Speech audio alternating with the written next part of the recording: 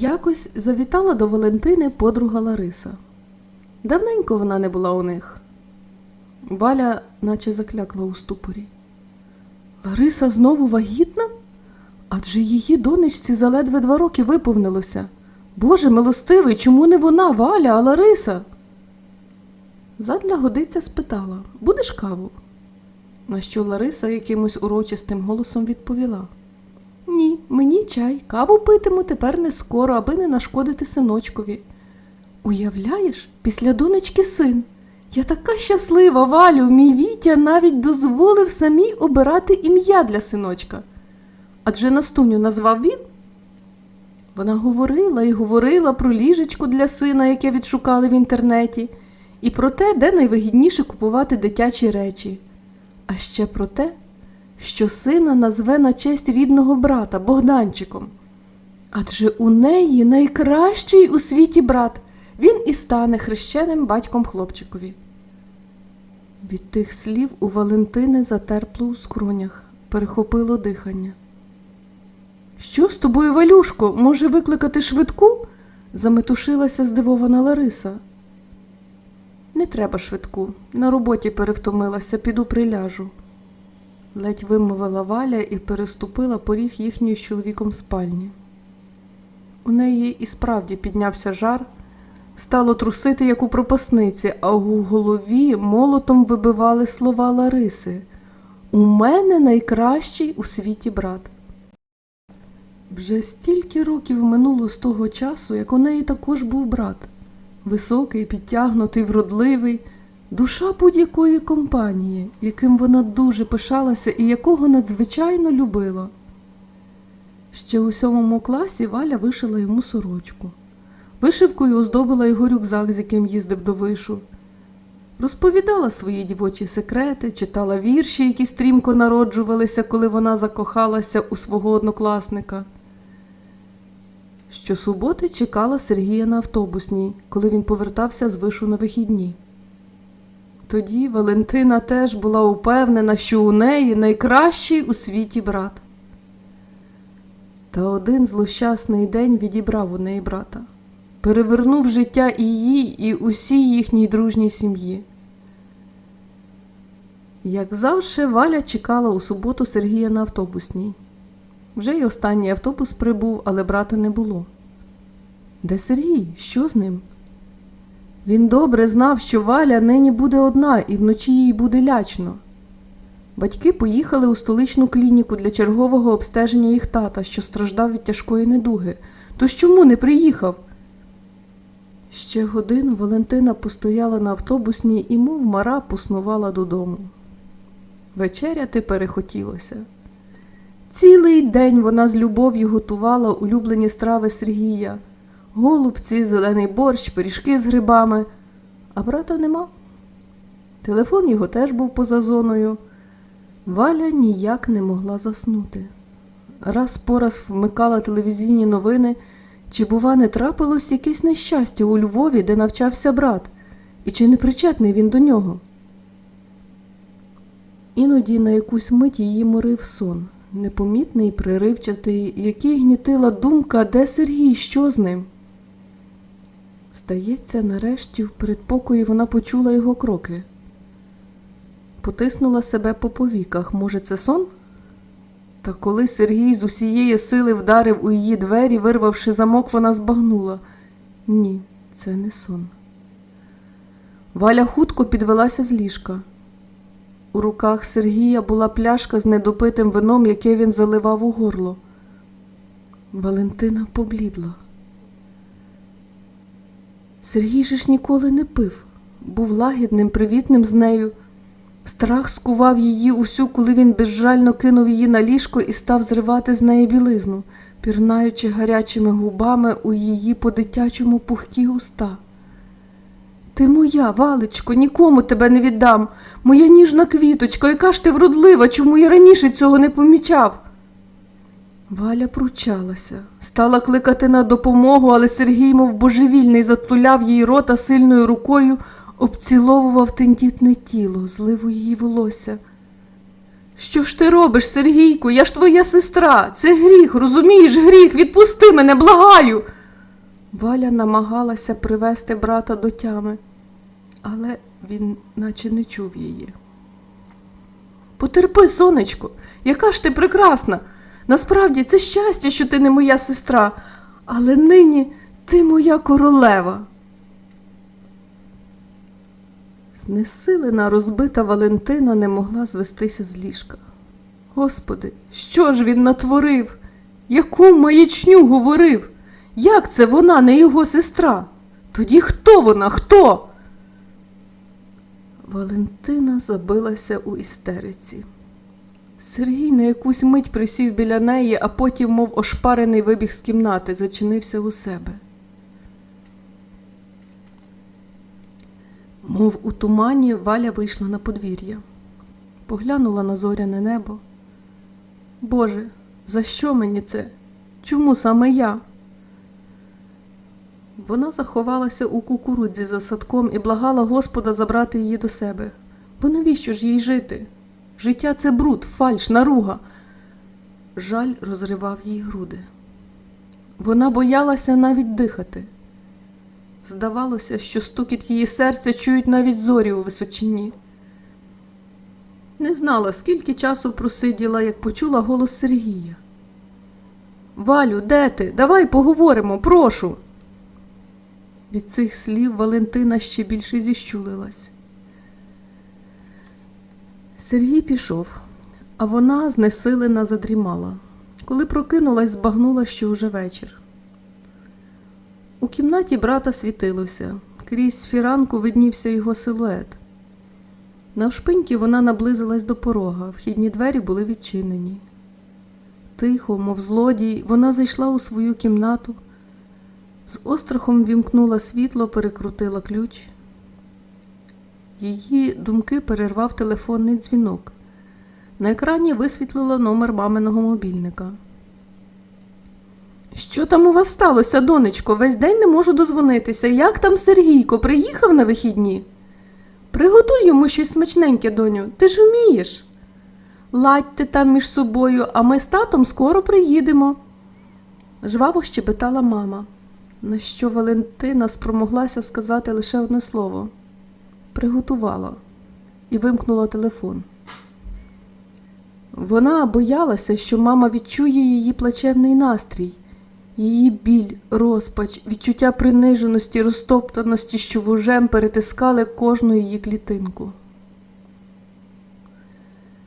Зранку Сергій має їхати на навчання. Валя у школу, яку мріяла закінчити золотою медаллю. Та для Валі враз зупинився світ. Не хотілося їсти, пити, та й жити їй тепер не хотілося. Аби як склала сумку Сергієві до вишу і ватяними ногами попленталася в школу. На порозі зустріла їхню класну керівничку. Привіталася, опустивши очі. «Що сталося, Валю? Ти, бува, не занедужала? Кепський вигляд маєш. Може, лікарю тебе показати?» – стурбовано запитала Надія Петрівна. Так звали керівничку. Валя зіслалася на те, що хвилюється за батькове обстеження. Мовляв, чи подолає він тяжку недугу і що скажуть у столиці. І, зрозумівши, що в такому стані не зможе навчатися, відпросилася додому. Коли через кілька днів батьки повернулися додому, Валю важко було впізнати. Вона вихудла, очі були червоними та опухлими від сліз. На запитання матері, що з нею, Валя залилася слізьми. «Не питай мене нічого, матусю, я не можу тобі це розказати, розумієш? Просто не можу. Скажи лише одне, ми з Сергієм рідні брат і сестра? Ви батьки нас обох?» Пані Тетяна, так звали матір, розглубленими очима дивилася на доньку. Вона нічого не могла зрозуміти, якісь дивні запитання у Валі. Звідки почула таку маячню? Вона лагідно пригорнула до себе Валю. «Звісно, ви рідні брат і сестра, не плач. Поділись зі мною, хто наплів тобі таку нісенітницю, скажи. Ти через це так побиваєшся?» Валя ніби закам'яніла. Не бажала розкривати страшну таємницю. Знала, знесилені далекою дорогою і хворобою батька, вони й без того страждають. Врешті батьки ніколи не вибачать Сергієві страшний злочин. Однак пані Тетяна не могла заспокоїтися. Надто ж, коли зустріла класну керівницю доньки, і та виповіла їй, який жалюгідний вигляд був у Валентини, що змусив її відпустити Валю з уроків. «Ти мусиш розповісти мені правду, донечко. Клянуся, це буде лише наша таємниця. Ніхто більше нічого знати не буде. Я, як мати, мушу знати, інакше не буде мені спокою. В інсульт можу впасти. Ти цього хочеш, Валю? І довіри між нами більше не буде». Тетяна прострелила доньку пронизливим поглядом і додала: «Розповідай». Захлинаючись гіркими сльозами, слово за словом, з тривалими напруженими паузами, Валя, мов на долоні, виклала мамі страшну правду. Вона бачила, як у матері затремтіли повіки, холодним потом зволожилось чоло, і вже пошкодувала, що відкрилась їй. «Матусенько, молю тебе, не кажи нічого батькові і Сергія не карай. Він був п'яний і, мабуть, не тямив, що робить». Тетяна переляканими очима продовжувала вдивлятись у доньку. Вона не могла більше говорити. Гіркий комок перетискав горло. Заледве попросила накрапати їй корвалолу. Вранці Валя здивувалася, не заставши маму вдома. Вона ж завжди кликала її снідати перед школою. Від батька дізналася, що вона поїхала до Львова у якихось справах. Багато речей взяла і для Сергія. Валя стрепенулася. Як так могла мама? Вона ж обіцяла, що збереже її таємницю, наголошувала про довір'я між ними. Тоді де ж це довір'я? Вона бажала чим скоріше глянути мамі просто у вічі і почути відповідь. Але, повернувшись додому, мама не хотіла нічого більше обговорювати. Повідомила лише, що відтепер Сергій буде жити у гуртожитку. «Рахуй, що у тебе більше немає брата, а у нас сина.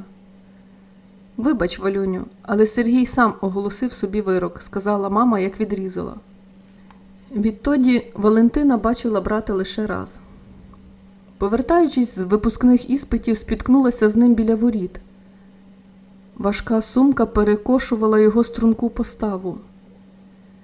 Він на мить зупинився, опустив очі, хотів щось промовити, але швиденько сів у таксі, що саме наблизилось. Ні слова вибачення, ні каяття. Валентині запекло біля серця.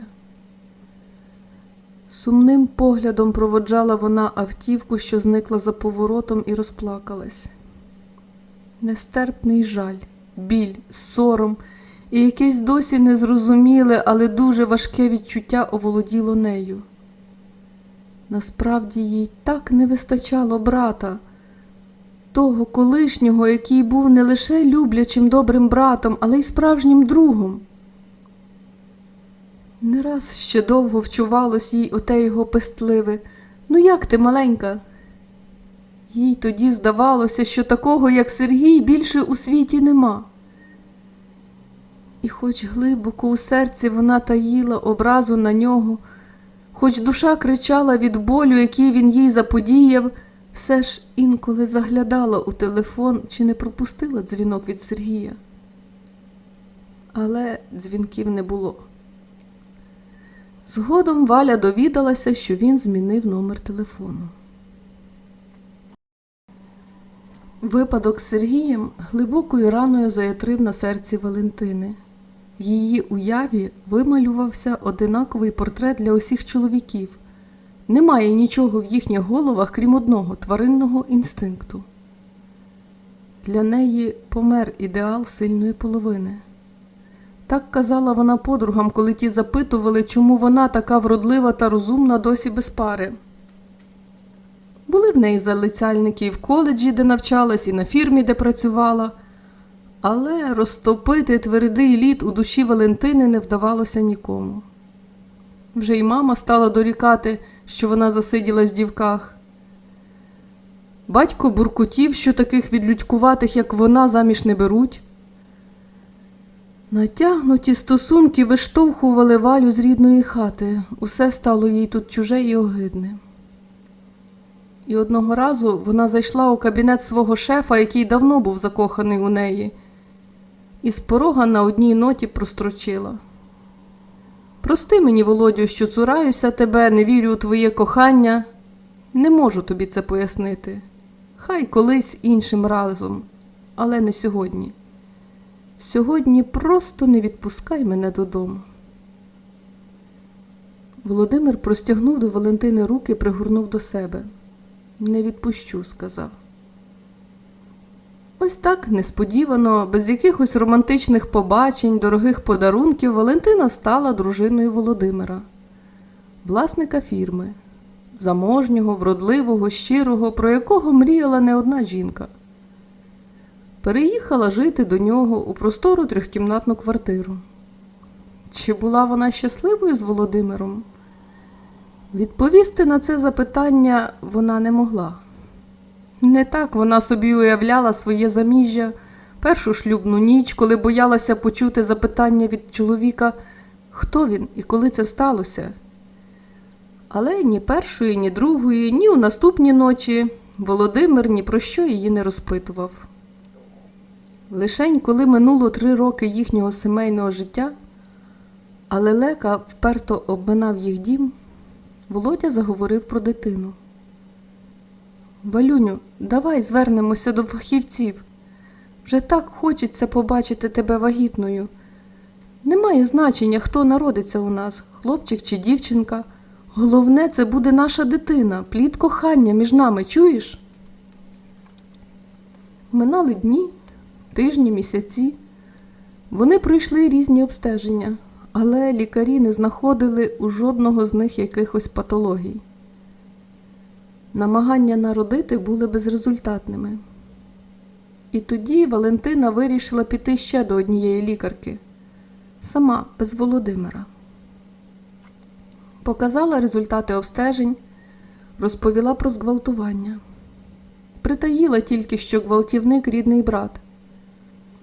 Гінеколог уважно вислухала її і після тривалої паузи сказала: «Є таке поняття, як несумісність у подружній парі, коли кожен із подружжя здоровий, а вагітність не наступає.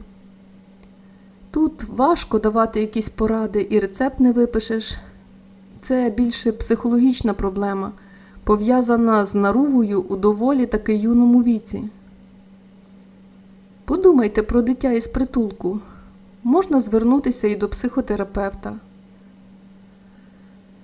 Слова лікарки ошелешили Валентину. Вбили останні промінці надії. О, Господи! Не сподівалася Валя, що вона жінка-пустоцвіт, у голові якої запрограмована якась своя, невідома їй програма, яка не дає стати мамою, бути справжньою жінкою. Усе частіше Валентина стала згадувати поради лікарки. А що, коли їм справді усиновити дитинку? Розуміє, це досить відповідальне рішення, зміна не лише їхнього з Володею життя, але й втручання у долю дитини, яка щодня, щохвилини чекає на своїх батьків. Тільки як сприйме цю ідею Володимир? Тієї ночі Валя була з чоловіком особливо ніжною. Намагалася своїми любощами задобрити його. Володимир не впізнавав дружини. Де взялися ця розкутість, сміливість, адже часто у ліжку зсилалася на втому, була якоюсь далекою, ніби чужою. Одного разу сказала, що навіть дозволяє йому знайти собі коханку, молоду, темпераментну, якщо не отримує від неї того, чого бажає. «Та яку коханку? Про що ти кажеш, Валюню? Я ж люблю тільки тебе. І більше ніхто мені не потрібен», – відповів їй тоді на це Володимир. А нині дружина так солодко дивує його. Яка ж ти прекрасна, шепотів Володимир, впиваючись запахом її тіла густого кучерявого волосся. Я теж кохаю тебе, Володю, ти був правий. Для повного щастя нам потрібна дитина, а я не можу тобі її народити. Може, нам взяти дитя з притулку, що скажеш? Валя вирішила, що саме зараз настав час сказати про це. З притулку? Ні, я не відмовляюсь, тільки занадто несподівана ця пропозиція. Треба подумати і багато чого зважити. Володимир ще міцніше став обіймати дружину. Усі наступні дні вони не поверталися до цієї теми, хоч думки про усиновлення ні на мить не виходили з голови Валентини. Вирішила якось нагадати про це чоловікові, та в той день він чомусь довго не з'являвся додому. Наприкінці робочого дня зателефонував і сказав, що їде кудись у справах. Останнім часом Володя часто затримувався на роботі, їздив кудись. Валя вже подумала, що, може, раптом чоловік завів коханку. Від цієї думки їй стало моторошно. Вона раз по раз зазирала у вікно, здригалась від вигляду автівок, які теж були темно-синього кольору, як і автівка Володимира. Пробувала зателефонувати, але телефон чоловіка був вимкнений. Врешті почула, як Володя відчиняє замок. Була налаштована підняти голос, посварити його за те, що примусив її хвилюватися, сидіти голодною, бо звикла вечеряти разом. Але, глянувши в його щасливі сяючі очі, сказала: «Як добре, що ти є. Мені справді важко без тебе», і поспішила накривати на стіл. «Усе таке смачне у тебе, Валюшко, духмяне, а у мене для тебе гарна новина є. У притулку я був, їздив туди не вперше. Приглянувся мені там хлопчик, Матвійком звуть, 4 роки йому. Ми дуже навіть подружилися з ним. А сьогодні він вперше назвав мене татком. Я пообіцяв йому, що наступного разу приїдемо до нього удвох. Матвійко так хоче мати маму. Спитаєш, чому не розповідав тобі про нього раніше? Бо не був упевнений, чи зумію полюбити чужу дитину. Боявся розчарувати тебе. Але зумів, душею уже прикипів до Матвійка. Сподіваюся, що ти теж полюбиш його, Валюню. Завтра побачиш, який він гарненький». За вікном блукав у небі молодий місяць, освічував їхні тіла, що міцно сплелися в обіймах, щасливу усмішку спантеличеної жінки, яка не могла повірити, що казка, яка зародилася в її серці, стає дійсністю. Наступного дня вони стали збиратись до Матвійка. Валя розсміялася сама з себе, коли чепурилася перед дзеркалом, наче на перше побачення. Їй дуже хотілося сподобатися дитині. Матвійко уже чекав їх біля вікна. Рвучко відчинив двері і радісно пострибав сходинами їм назустріч. «Татку, це моя мама, так? Яка гарна!» – закричав своїм голосистим дзвіночком і кинувся обіймати обох. Якесь дивне почуття накрило Валентину усю. Так, наче знала Матвійка від його народження. Ніби він не чужий, а її рідний, свій, і їй не хочеться відпускати його з обіймів. «Глянь, Валю, у Матвійка очі такі, як у тебе, голубі-голубі, як незабудки», – розчулено сказав Володимир. «Ви мене заберете додому, так?» У небесних оченятах загорілися іскорки. «Звісно, заберемо, Матвійчику. Зосталося лише оформити ще деякі папери. Такий порядок, розумієш? Кімнату для тебе слід облаштувати», – пообіцяв Володимир. Валентина не спішила комусь розповідати про Матвійка. Щастя любить тишу, пам'ятала. А напередодні вона погодилась стати хрещеною Богданчику. У вихідні з самого ранку невідомий номер загорівся на телефоні Володимира. Чоловік відповів на привітання. Насторожився. Скупо усміхнувся і щось говорив. З ким і про що Валя не могла збагнути. Однак зрозуміла, що дзвінок був несподіваним і чомусь розхвилював чоловіка. Володимир відмовився від сніданку і приліг на канапі, голосно ввімкнувши телевізор. Валя нічого у нього не розпитувала. Знала, опанує себе і потім розкаже сам. Напружена пауза весь день зависала у повітрі. Володимир був настільки пригніченим, що вона вирішила поїхати до Матвійка одна. Хлопчик уже, мабуть, зачекався на них. Під вечір Володимир таки розірвав невідомість між ними. Притишеним, несміливим голосом попросив вислухати його. Мовляв, це дуже важливо, бо він усе життя носить у собі страшну таємницю, яку давно хоче відкрити, вихлюпнути до краплини з самого денця душі. «Не муч вже, розповідай!» – аж застогнала Валентина. Володимиру телефонував давній друг. Сповістив, що планується зустріч випускників їхнього економічного вишу. Дату назвав. 20 років минуло з тих пір, а здається, ніби вчора.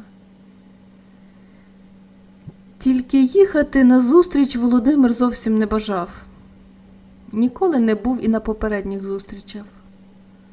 Мовляв, йому страшно і соромно зустрітися зі своїм університетським другом, якому колись наніс велику душевну рану, яка зламала Сергієві життя. Так, хлопця звали Сергієм. Володимир навіть не знає, як склалася його доля. Він був першим красенем у їхньому виші, у якого було закохано багато дівчат. Син начальника, завжди при грошах, гарно одягнений, стильний, упевнений в собі, ерудований. Вони удвох винаймали квартиру.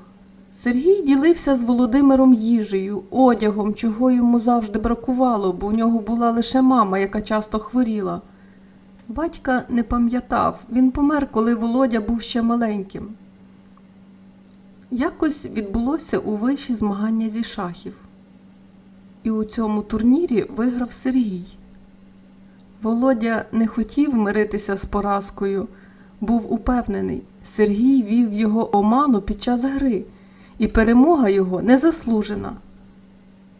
Але хто ж піде проти сина великого начальника? Злість налила кожну жилку Володі. Він хотів якось помститися Сергієві, а як не знав. І врапт, мов блискавка, у його голові вибухнула думка, і він сказав Сергієві: «Ні, це казав не він, Володимир, а хтось інший, мерзенний і страшний його голосом. Ти гадаєш, що твої батьки рідні тобі? Та вони взяли тебе з дитбудинку зовсім маленьким. Давно ходять у виші такі слухи, долетіли з твого містечка». Сергій широко відкрив очі. «Що ти таке кажеш, Володю? Це брехня!» Він став тормосити Володю і важко дихати. Володимир ніколи не бачив Сергія таким розбитим і розчавленим. Це був тріумф, його Володі перемога. І він гордо засміявся Сергієві в обличчя. Зоставив самого і поїхав додому на вихідні. Згодом дізнався, що у Виш приїжджала мама Сергія, і він переселився з квартири, яку вони винаймали, у гуртожиток. Став замкнутим, мовчазним, уникав зустрічей з Володимиром, запустив навчання. А на випускному, коли студенти зібралися на березі озера, Володя відкликав Сергія, хотів вибачитися за підлу брехню. Мовляв, він пожартував. Сергій різко зірвався, штовхнув Володимира на росяну траву і застогнав. «Ти так пожартував? Ти таку брехню жартом називаєш? Хай мене ти принизив, завдав пекельного болю, але своєю брехнею ти покалічив душу моєї сестри, розумієш? Я зґвалтував її, чисту, мов кришталь дівчинку, повірив тобі, думав, що ми з нею чужі і я одружуся на ній. Дуже п'яний був. Нема і ніколи не буде мені за це оправдання, ні прощення. Я втратив своїх рідних, не знаю, куди мені тепер йти. Ти хоч усвідомлюєш, що ти накоїв? Володимир розповідав цю історію зі сльозами на очах, а Валі здавалося, що це якийсь кошмарний сон.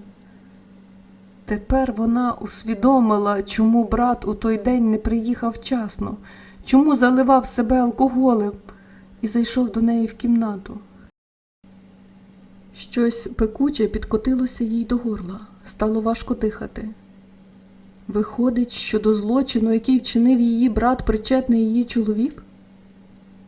Той, з ким ставала під вінець, на що, по суті, напросилася сама. Їй здавалося, що з-під її ніг втікає земля. Якісь різнокольорові цятки забігали перед очима. Сильний зойк мимоволі вирвався з її грудей. Володимир не розумів, чому аж так сильно перейнялася Валя цією розповіддю. Знав, він вчинив підло і досі картає за це себе. Повір, Валюню, якби я зараз зустрівся з сестрою Сергія, то впав би перед нею на коліна і міцно цілував їй ноги, аби вона простила мені, вимучив Володимир. Тіло Валентини стало якимось невагомим, усе довкола захиталося, і вона заледве дійшла до канапи. Згорнувшись клубочком, зайшлася слізьми. Не думала, що їй заново доведеться пережити минуле. Володимир мовчки пішов у другу кімнату. Зіщулений, пригнічений, він уже каявся, що розповів таємницю дружині. Ким він тепер є у її очах? Чи простить вона йому такий вчинок? Він завжди пишався собою, мав авторитет серед бізнесменів, зумів закохати у себе жінку, яку безмежно кохав. Скоро син у них буде. І якби не той неочікуваний дзвінок. Схопившись за голову, Володимир просидів незручно більше години і врапт не витримав. Зайшов до дружини. А вона, втупившись в одну точку, навіть не повернула голови. Валя не знала, як має чинити. Чи повинна помилка Володі у бешкетній юності зруйнувати їх сімейне життя? А як тоді їх син Матвійко, якого вони скоро заберуть до себе? А Сергій? Зараз випала найбільша нагода помиритися їм, разом відвідати маму, піти на могилу батька. Чи краще ні в чому не зізнаватися і просто піти? Та хіба можна втекти від себе самої? Її сумніви перервало дихання Володимира, що схилився над нею, цілуючи її кучеряву голову. Прости, що розчарував тебе, Валю. Не поїду я на цю зустріч, не зможу. Сподіваюсь, що усе добре склалося у Сергія і його сестри також. Валентина пильно глянула йому у вічі, нахмурила свої гарні брови. Ні, ти поїдеш, Володю, і дізнаєшся усе про Сергія, абсолютно все, і попросиш прощення. А ще у його сестри, який готовий цілувати ноги. Рясні сльози покотилися по обличчі Валентини. Не дивись ти на мене так здивовано, Володю. Видно, від долі не втечеш. Що ж, цілуй ноги мені.